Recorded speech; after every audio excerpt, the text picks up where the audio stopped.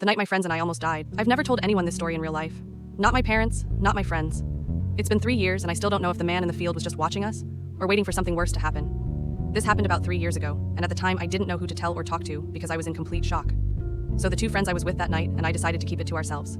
I had two friends. Let's call them Zach and Jake. One random day we were bored, so we decided to host a party at Zach's house over the weekend.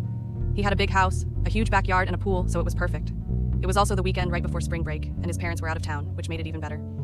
When the day of the party arrived, we met up hours earlier to set everything up. Later that night, around 80 people showed up, and even more came after. That's when the drinking started. Around 1:30 a.m., people began heading home, but me, Zach, and Jake still had a lot of energy left. I should mention that Zach's house was the last one in his neighborhood. Behind his backyard was a massive cornfield, stretching about a mile long. I don't remember the exact distance. There were no houses behind it, just fields. Zach also had a gate in his backyard that led directly into the cornfield. Zach owned a Can-Am. It had 2 seats, but someone could stand on the back. Around 2 a.m., the three of us had the bright idea to take it into the field while blasting music. I was driving, Zach was in the passenger seat, and Jake was standing on the back. We cruised around the field for about 30 minutes before getting bored and deciding to head back, but we decided to take one last turn. Halfway through the field, a man suddenly appeared. He looked around 60 years old, with gray hair, wearing a vest, and holding a hunting rifle with a scope. It was hard to see him clearly because it was pitch black. The only light came from the Can-Am's headlights. We passed him without stopping.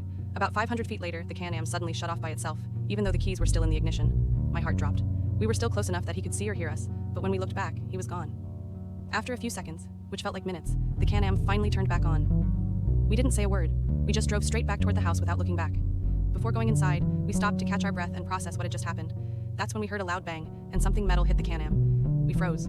A second later, we heard another shot ring out, and something whizzed past us. That was enough. We jumped back on the Can-Am and sped home. We drove through the backyard, parked it, ran inside the house, and locked every door and window we could. We turned off every light inside and outside the house. Zach had security cameras, so we went into the room with the monitors showing the backyard and the front of the house. That's when things got even worse. A car slowly drove through the backyard area and stopped. Its headlights stayed on. It just sat there, idling, for about 15 minutes. We didn't recognize the car, and no one got out. We stayed completely silent, watching the monitors, afraid to even move. Eventually, the car drove away. We didn't sleep that night. What scared us the most was trying to understand why an elderly man would be standing in the middle of a cornfield at 2:30 in the morning, and how a car could have been so close to the house shortly after. The next morning, we checked Google Maps to see where the man could have come from. There were no houses, no shelters, nothing anywhere near the field.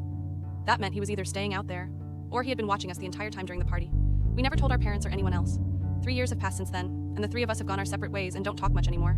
But it's a night I'll never forget, and one I still think about every time I hear something outside late at night.